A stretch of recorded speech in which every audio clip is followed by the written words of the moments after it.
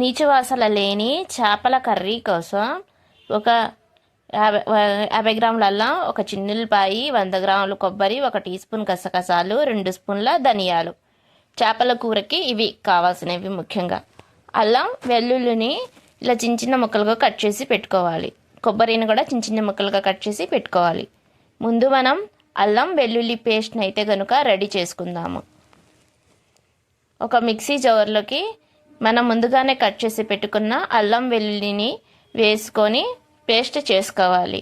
ఇలా అప్పటికప్పుడు ఈ అల్లం వెల్లుల్లి పేస్ట్ చేసుకొని చేపల కూరలో వేసుకుంటే చాలా రుచిగా కూడా ఉంటుంది. లేదా మనం ఇంట్లో ఉంటే ఆ అల్లం వెల్లుల్లి పేస్ట్ అయినా సరే వేసుకోవచ్చు. చూడండి, మనకి అల్లం వెల్లుల్లి పేస్ట్ అనేది రెడీ అయిపోయింది. ఒక బౌల్లోకి తీసుకుందాం. ఇప్పుడు ఇదే మిక్సీలోకి కొబ్బరి ముక్కలను కూడా వేసుకుందాం. ఇప్పుడు దీన్ని కూడా గ్రైండ్ చేసి పక్కన పెట్టుకోవాలి. ఇప్పుడు స్టవ్ ఆన్ చేసి గిన్నె పెట్టుకొని అందులోకి 2 స్పూన్ల ధనియాలు, 4 లవంగాలు, 3 దాల్చిన చెక్క,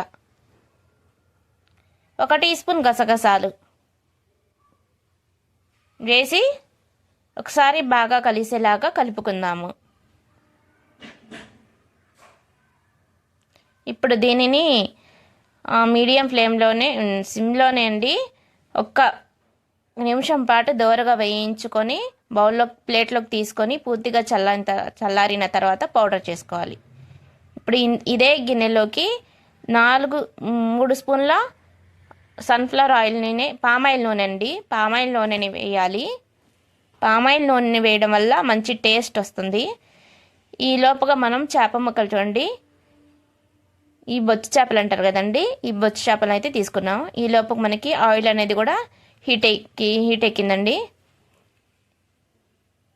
ఆయిల్ వేడైన తర్వాత 3 మీడియం సైజు కట్ చేసుకున్న ఉల్లిపాయలను కూడా వేసుకోవాలి. ఇప్పుడు దీనిని కూడా సిమ్లోనే ఉంచుకొని కొంచెం కలర్ చేంజ్ అయ్యేంత వరకు కూడా దోరగా వేయించుకోవాలి. ఇప్పుడు మనం ఇలా కొంచెం దోరగా వేగితే సరిపోతుంది మనకి. ఇలా దోరగా వేగిన దాంట్లోకి 2 స్పూన్ల అల్లం వెల్లుల్లి పేస్ట్ని కూడా వేసుకుందాము. పచ్చి వాసన పోయేంత వరకు కూడా సిమ్లోనే దోరగా వేయించుకోవాలి. అప్పటికప్పుడు మనం ఈ అల్లం వెల్లుల్లి పేస్ట్ మసాలాని రెడీ చేసుకొని ఇలా కర్రీలో వాడుతున్నాం కాబట్టి చాలా టేస్టీగా ఉంటుందండి మన చేపల కూర అనేది. ఇలా దోరగా వేగిపోయింది కదండి, అడుగనేది కూడా ఎక్కడ మాడలేదు మనకి. ఇప్పుడు మనం టమాటాలు అనేవి నాటు టమాటాలు 3, లేదా మీరు టమాటాలని ప్యూరీ అయినా సరే చేసి వేసుకోవచ్చు. ఇది కొంచెం త్వరగా మగ్గడానికి 1 టీ స్పూన్ ఉప్పుని, రుచికి 1/2 టీ స్పూన్ పసుపుని కూడా వేసి ఒకసారి బాగా కలిసేలాగా కలుపుకోవాలి.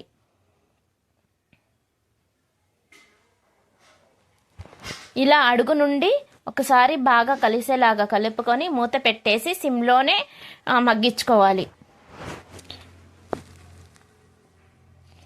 ఇప్పుడు చూడండి, మనకి ఈ లోపుగా మనం చేప ముక్కల్లోకి మనం 2.5 స్పూన్ల కారం వేసుకుందాం. 1/4 టీ స్పూన్ పసుపుని వేసుకుందాం. 1/2 టీ స్పూన్ సాల్ట్ని కూడా 1 టీ స్పూన్ సాల్ట్ని కూడా వేసుకుందాం. 1 టీ స్పూన్ ఆముదం నూనెని కూడా వేసుకుందాము.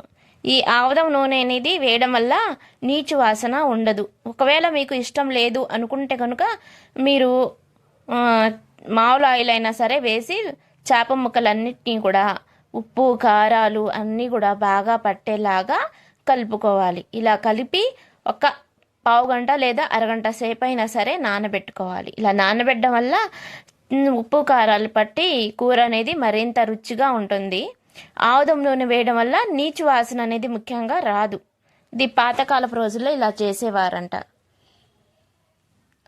ఇప్పుడు ఒక మిక్సీ జార్లోకి మనం ముందుగానే వేయించుకున్నాం కదండి మసాలా దినుసుల్ని ఈ విధంగా పౌడర్ చేసుకోవాలి. ఇప్పుడు చూడండి, మనకి ఈ లోపుగా మనకి ఈ విధంగా పేస్ట్ టమాటాలు వేసుకున్నాం కదండి, అడుగు అనేది మాడకుండా చక్కగా మగ్గిపోయింది. ఒక్కసారి కలుపుకుందాము. ఇప్పుడు మూత పెట్టేసి ఒక్కసారి 2 నిమిషాలు మగ్గించుకుందాం. 2 నిమిషాల తర్వాత చూస్తేనండి మనకి ఈ విధంగా ఉంటుంది. అడుగు నుండి ఒకసారి కలుపుకోవాలి. అడుగు నుండి కలుపుకోవడం వల్ల మాడకుండా ఉంటుందండి మన కూర.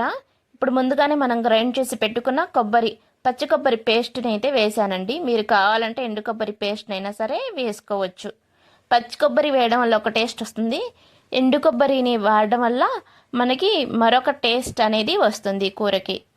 ఇప్పుడు మూత పెట్టేసి అడుగు నుండి బాగా కలుపుకొని మూత పెట్టేసి సిమ్లోనే ఒక 3 నిమిషాల పాటు మగ్గించుకుందాము. 3 నిమిషాల తర్వాత అండి మూత తీసి చూద్దాము.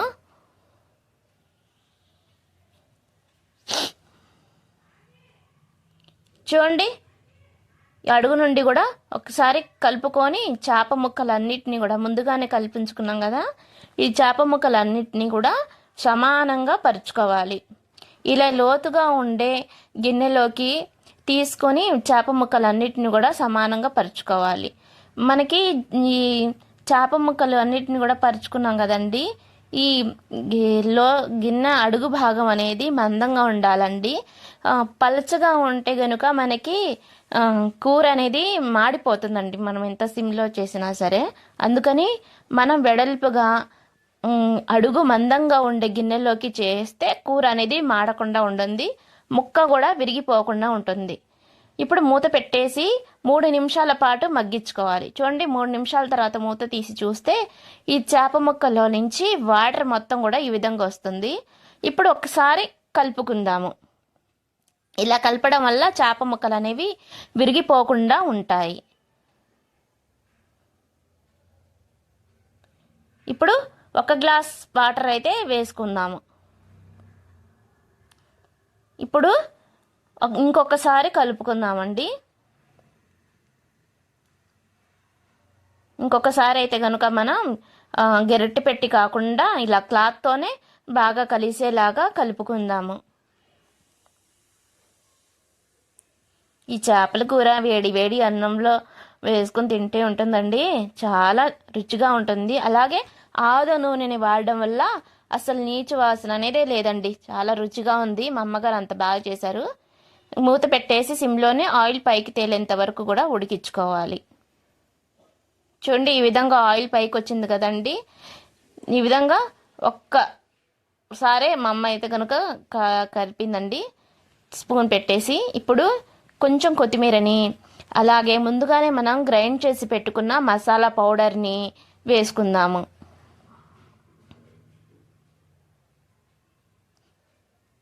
ఇది ఊరెళ్ళినప్పుడు మా అమ్మగారు చేస్తే అక్కడ తీసిన వీడియో ఇది. ఇప్పుడు ఇదంతా కూడా ఒకసారి బాగా కలుపుకొని మూత పెట్టేసి సిమ్లోనే ఒక 5 నిమిషాల పాటు నూనె పైకి తేలేంత వరకు కూడా ఉడికించుకోవాలి. అంతేనండి, నూనె పైకి తేలిన తర్వాత చివరిగా కొత్తిమీర వేసి దించుకుంటే గుమగుమలాడే చేపల కూర అయితే గనుక రెడీ. లైక్ చేయండి, షేర్ చేయండి, సబ్స్క్రైబ్ చేసుకోండి.